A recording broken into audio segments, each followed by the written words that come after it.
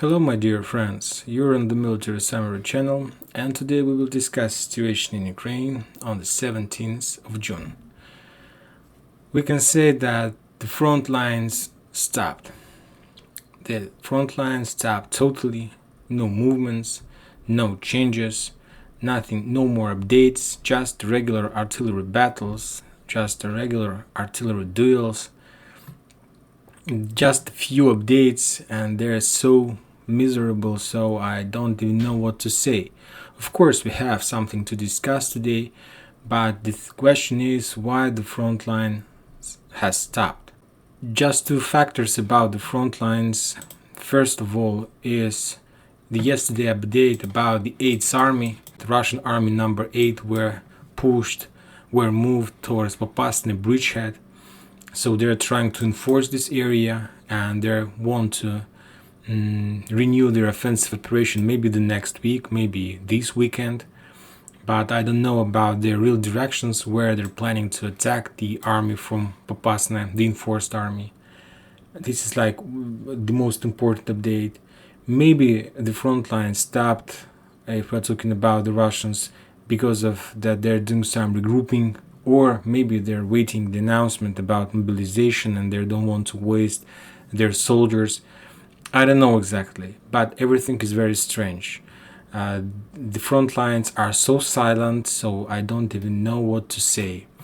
If we are going to move from the north, from Kharkiv to Donetsk, of course there is something to say. For example, if we're talking about Kharkiv, just the artillery duels and the heavy clashes around Rubizhne, Stary Saltov. If you take a look at this map, the Russian source map has been updated a little bit. They pushed their green line. This is their border of the territory that is under their control, and they pushed their gray line. This is the area between green and gray line is the gray zone, where there were heavy clashes. So they're moving towards Stary Saltov. They're pushing a little bit, but they don't have enough of critical mass to have real offensive operation towards Kharkiv. If we're talking about Izum bridgehead, there are still some attempts of Ukrainians to cross the river and to attack Izum, but we've heard this news for a week, but no result from the Ukrainians, so we'll see. One important update about Izum bridgehead, today there was confirmation that the Russians took Mazonovka.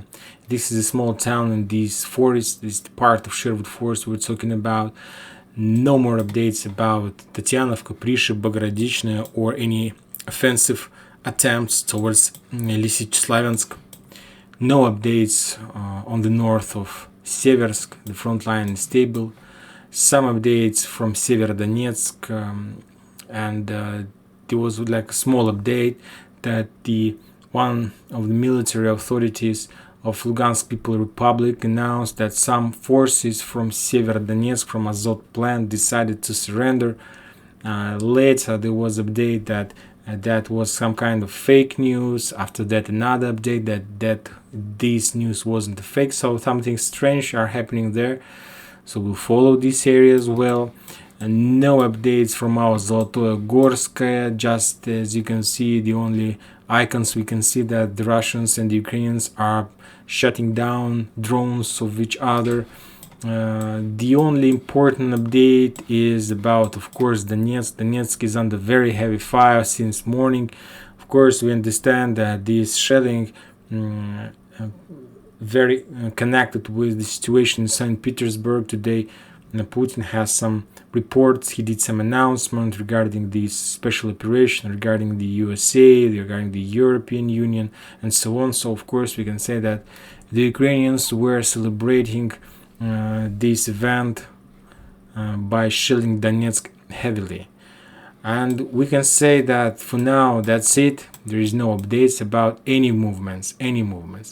But we have something to discuss, of course. Today, the Russian military authorities announced and gave some documents and report about the foreigners that took participation in this conflict in Ukraine. So there is some table, of course, it's totally in Russian, but I will translate to you. The table shows us the quantity of foreigners and their citizenship, and according to this information, if we're talking about Europe, the highest quantities of foreigners that are fighting on the Ukrainian side is Polish.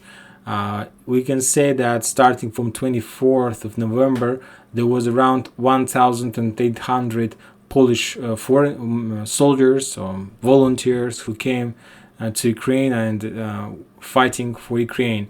Around 378 were killed, around 272 left Ukraine, and by 17th of June there are around 1,100 of Polish volunteers who are still in Ukraine. The second place is for Romania. Came 500 killed, 100 left, 98, and there are still 300 of Romanian soldiers, Romanian volunteers.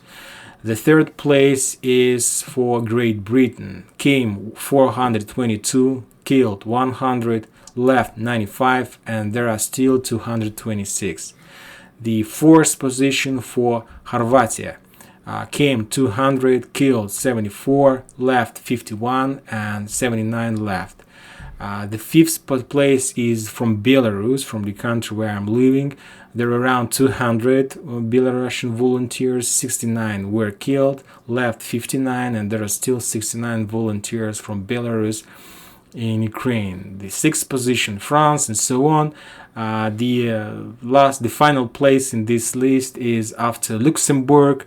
There is just one and Hungary, Luxembourg and Hungary. So for one volunteer from each country, from Hungary and Luxembourg, came to Ukraine. They're alive, so they're somewhere in the fields running from Kharkiv to Mariupol. So I hope that they will return back as well, and as soon as possible. So this is the list. If you are interested in the numbers from your region in Europe, you can ask questions in comments. I will try to follow and publish the information about the foreigners. Now let's talk about about America, about two continents, North and South America. The biggest quantity is from Canada. Around 601 volunteers came from Canada. Around 162 were killed, 169 left, and there are around 270 Canadians still in Ukraine are fighting for Ukraine. The second place is after the United States of America. Around 530 came, 214 were killed, and 227 left. And there are around 89 of U.S. citizens are still in Ukraine fighting for Ukraine. The third place is after Bolivia and like Chile. Just one volunteer from Chile is in the Ukraine. If we're talking about Asia, the biggest quantity from Georgia, of course. And if we're talking about Africa, the biggest quantity is from Nigeria. And if we're talking about like Australia and Ocean, there are like 4 Australians, one from New Zealand, and the guy from New Zealand is still alive. He is somewhere there in Ukraine. And if we're talking about Australia, 4 came, 2 were killed, 1 left, and there's just one guy from Australia who is still on the Ukrainian land fighting for the Ukrainians. So this is the picture, and we see that there are according to the Russian Ministry of Defense, there are around 6,956 volunteers came to Ukraine, 1,956 were killed, 1,779 left Ukraine, and there are still 3,221 volunteers on the territory of Ukraine fighting for the Ukrainians. So this is the situation about this area, about the foreigners and volunteers in Ukraine. Now the important update I would like to discuss with you about Bakhmut and Bakhmut operation. You know that the situation that the Russians moved the army number 8 toward Popasna, of course the most obvious way is that the Russians are planning to finally encircle Lysychansk agglomeration, that's it. But if we are talking about the facts, so we can say that the facts say totally opposite situation.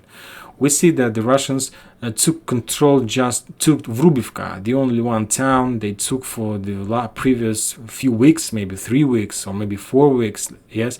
And if we're talking about the west directions, the Russians achieved a significant success while attacking towards Bakhmut. So this situation makes me think that maybe there are at least few options that the Russians have in this situation. For example, I'm not sure that they decided, took a final decision about the direction they're trying to attack, but both these directions are pretty interesting for the Russians. The first global direction is from Popasna towards Lysychansk, like trying to encircle Gorska Zolotoye, Toshkovka, like to encircle this area. And of course, the second way is from Popasna towards Bakhmut. We can say that both these two directions solve all Russian problems, and there is the same quality of soldiers from both sides. From Bakhmut, and we can say that the Ukrainian forces that located in Bakhmut are the same as the forces that located in Lysychansk. There are a few differences, like that forces in Lysychansk are supported just with one road, Seversk to Lysychansk oil refinery, and if we're talking about Bakhmut, they have the entire big land under their back, of course. But if the Russians are able to establish fire control, some road control over Bakhmut, they will be able to achieve even more. If we are in comparison, if they're just attacking Lysychansk, for example, Seversk, because if you take a look at this map, you see that I marked with blue territories, the defense areas in this on this bridgehead that was under the Ukrainians, for example, like last week, or like the current situation, the current fortified fortresses in this area. But we know that the Russians achieved some success, so for now let's update this area according to the Russian success in this area, and then we will try to understand maybe the Russians are not planning to encircle Lysychansk, but maybe the Russians want to do something more.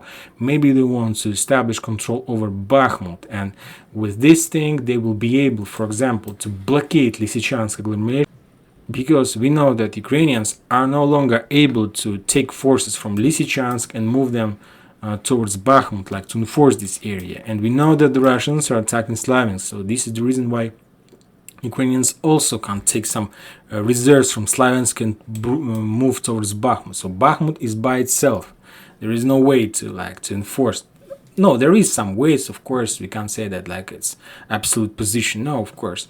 But taking Bakhmut can solve all the Russians' problem, and they don't need even to encircle Lysychansk. So let's discuss this and let's try to understand if this way is real and can be implemented in this special military operation. So we can call the now you can see the current situation in battle for Bakhmut. The Russians are attacking. They're trying to cut the road between Bakhmut and Lysychansk agglomeration. With these purposes, the Russians are attacking along the entire road, trying to establish control over Bilogorovka, over Berestova, and over Yakovlivka. So they want to cut the road in 3 places, and I'm sure that soon they're going to do this.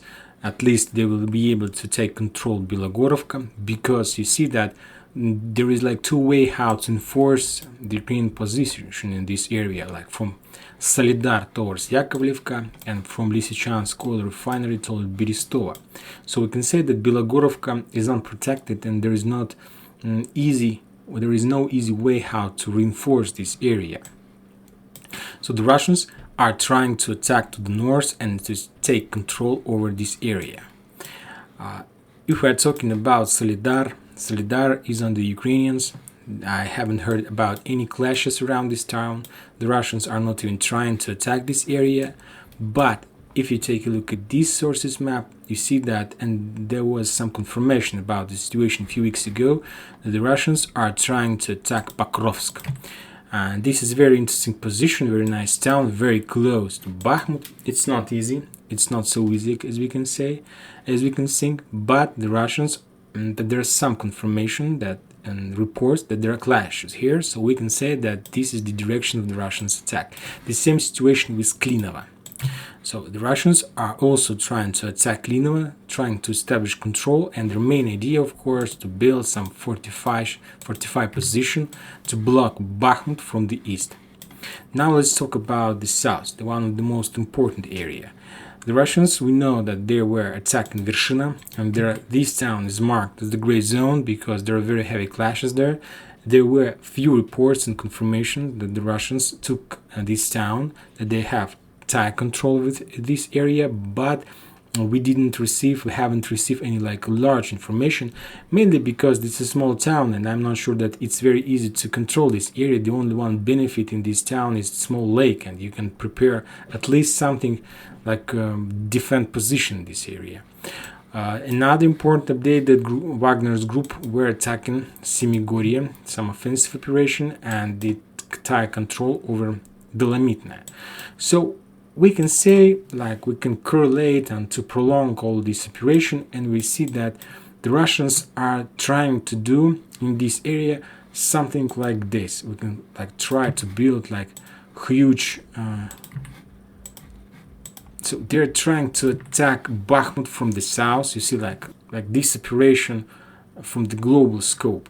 Furthermore, there were some updates and confirmation from Zaitsevo. So we can say that Zaitsev is also some kind of gray zone. I don't mark it because there were just few confirmation about this, few reports. Yesterday there was one report at Zaitsev that the Russians, the Wagner group, entered Zaitsev, and that's it. So for now, this is it. And from this side, we see that the Russians are attacking Yakovlevka, Bilogorovka, Berestova. So that's why we also can build three big lines in this area, showing the destination of the Russian forces on the north and the south. So you see that this situation reminds us something, right? So it's not just the regular attacks on the south trying to establish control over Vershina, Semigorye, Dolomitna. So they're trying to do something, right? The same situation we can see on the north. So we can say that the Russians are trying to size Bakhmut in a pincer grip. So, and to tell the truth, this is very interesting because I haven't heard from the West sources and we didn't discuss the situation in the past. But for now, I see that they have more progress in this area than they have progress here. I can say that maybe the Russians still haven't decided yet which direction to choose. I'm not saying you that they are going to do exactly like this. I'm just trying to say you that they will try to follow the progress. And for example, and they will choose the option where the front line collapse. For example, if yesterday we announced that the Russians established control over Vrubivka, and for example, if this front line collapse, I'm sure that the Russians will change their direction and they will start movement toward Lysychansk. But if before this situation, for example, this road falls, the Russians will choose this direction and then they will start their movement towards this area, this road, because this road is the only one road that supplies Lysychansk. Anyway, Bakhmut is very important.